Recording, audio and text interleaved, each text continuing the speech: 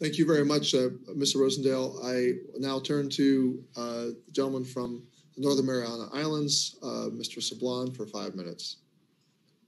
Thank you. Thank you very much, Mr. Chairman, for holding this hearing. Again, to the witnesses, I have always had a depth of respect for the veteran service organizations, for all the work you do for your members, and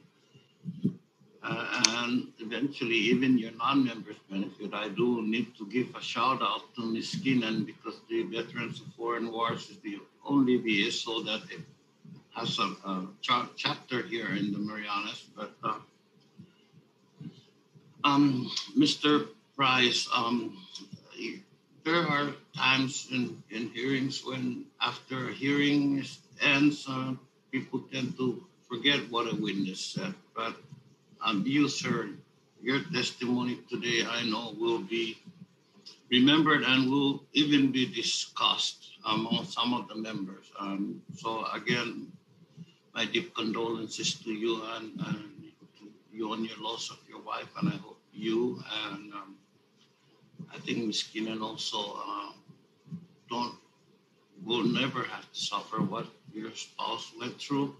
I associate myself with Ms. Chairwoman Luria's statement on the different parts of these different bills that we have who address parts of this problem that we have. So I'm going to ask us as quickly as possible to the VS of the bills discussed today demonstrate a variety of options for approaching toxic exposure treatment in the VA. The TEAM Act creates a process for the VA to determine illnesses for which deaths would be presumed to be eligible for healthcare benefits if they serve in specific locations. Alternatively, the presumptive benefits for warfighters exposed to burn pits and other toxin acts create a list of illnesses that should be covered immediately depending on the service location. What is your preferred approach? If we could have the witness, please say, starting with, someone take a shot, but we could start with Mr. Morosky, please. Thank you, Congressman, and thank you for asking that very important question. You know, some of the bills that you mentioned when we talk about, let's say, the Warfighters Act, the TEAM Act, the Burn Pits Recognition Act, we don't see these as competing or alternative bills at all. Quite the contrary, we see them as complementary bills, which are all doing different things and which are all necessary for different veterans. So, for instance, the Warfighters Act would give presumptive service connection for any veteran that has any one of these long list of conditions of cancers or respiratory conditions. However, if a veteran has another condition that they'd like to claim associated with burn pit exposure, like a heart condition, let's say, they would be helped greatly by having concession of exposure. And any sort of claim that's, not on the list of presumptions would benefit from concession of exposure. And then, of course, everybody who is exposed, regardless of their service-connected disability claim status, should have permanent access to VA health care, if nothing else for preventative care. These are all things that Vietnam veterans have.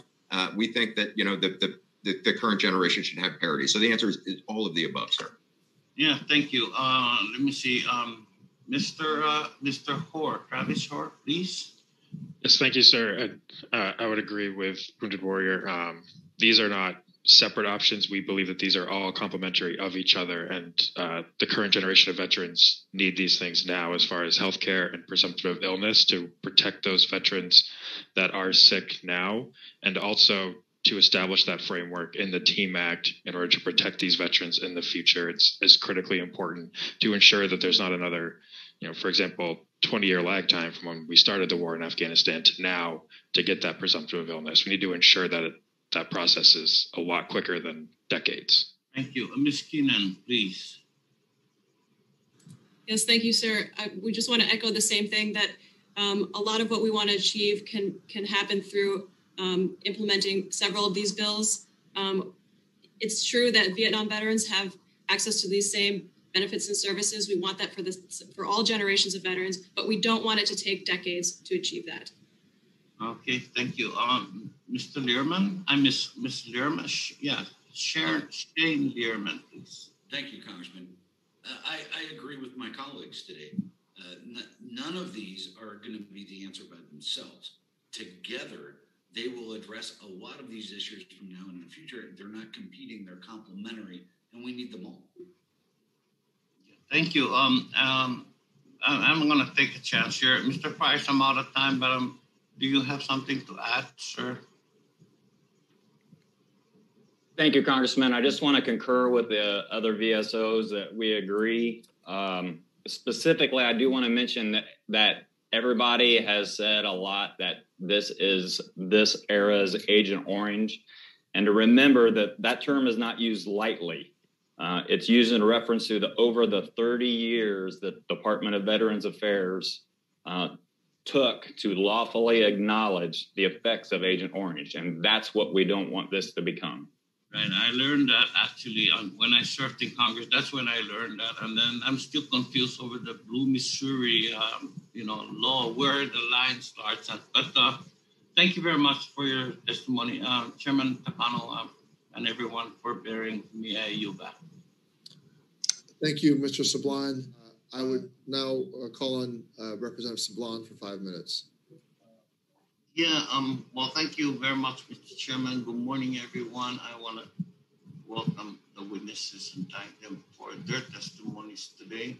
Mr. Burke, Secretary Burke, much of the testimony today from the VA source thoughts on the difficulty of catching potential toxic exposure as early as possible. The individual longitudinal exposure record, ILER, is the DoD-VA joint effort to establish a record of service-related toxic exposure. ILER exists as a web-based application and is intended to improve efficiency, effectiveness, and quality of healthcare. The most recent information on the VA website indicates ILER was to be delivered as a pilot program in fall of 2019. So would you kindly explain to me what the current status of ILER is? Please. Yes, sir. Thank you. For the status on ILER, I'm going to refer to Dr. Hastings from VHA, who's a member of this panel as well. So Dr. Hastings. Is that Dr. Hastings who was formerly in Hawaii? Yes, I was formerly in Hawaii, and I miss it every day. But that was when I was in the Army, and now I am at the VA. I'm very happy to be serving here. But I am very pleased to tell you, sir, that ILER is in the field. It is being used. We can make copies for the veterans if they need a copy through the Joint Legacy Viewer at this time. I know that there is the desire to have veterans have direct access to it. There are some security issues that will need to be worked out. And that will have to be developed as part of the IT package, but it is available now clinically. We do have at least one person at each VA medical center that has an ILER account. Clinicians can also reach it without an account through the Joint Legacy Viewer. The portion for claims is available, and we are working on the research capability at this time, but very pleased to tell you that it is working, and the feedback we've gotten so far is that it is very appreciated and very helpful. I hope it continues to be that way, but as a follow-up, could ILER be used as an existing data collection system to address the inequities to ensure all veterans get connected to care early before illness progresses? It is one of those things that can help a clinician start the conversation with a veteran when they come in, because they can look at the places where they have been deployed. We do have excellent education for our clinicians that is available online as an e-learning. It actually is also available on a platform that civilian physicians can use that will allow them to get, in fact, free continuing medical education credits. And it's very well done. So yes, ILER does let them see where the person has been, where the veteran has served, and also will give them information as to what exposures may have been there. And it can help start the conversation with their veteran. And so, yeah, like, I know the VA does many good things for our veterans, but there are also issues that occur. I hope this ILR continues to be a useful tool for both the providers and for our veterans. So, Chairman Takano, I yield my time back. Thank you. Thank you, everyone. Thank you, Mr. Sablon. We now have